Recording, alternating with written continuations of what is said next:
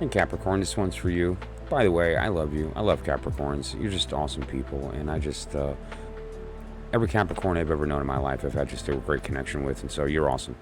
In the meantime, what we're looking at here is the next about 10-day period between the 2nd to the 11th of September.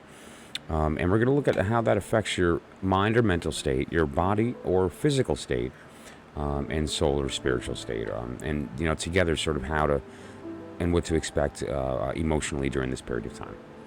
Okay, and so now as far as the mind is concerned, what we have here is the idea of the sun in Virgo. And now this is all about self-care. This is all about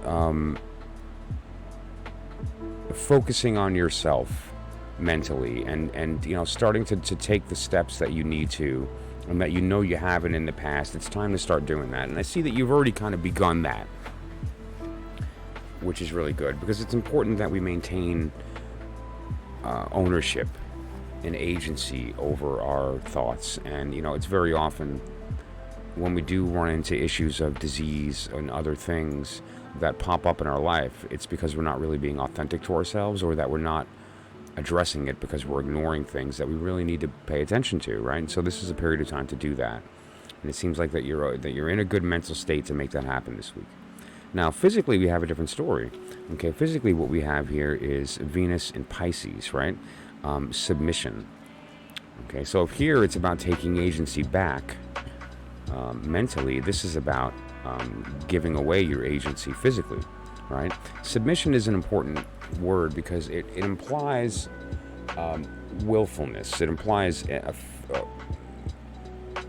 that you're doing it on purpose, right? So what we have here is a bird in a cage. The door's open, and the bird chooses to stay in the cage, right? So the idea of submission is not that you have some force that's dominated you and are forcing you to do whatever.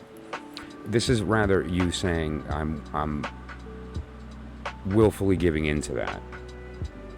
Now, as far as on the spiritual side, we have the sun in Libra, and the term that they're using here is harmony, which is not a bad term, but it's also another word for this would be peace.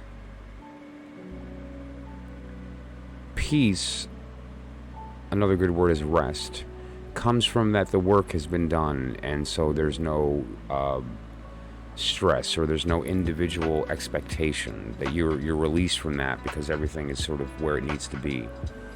And spiritually, you're in this place as well. You're feeling good because you're taking the steps to do right by yourself.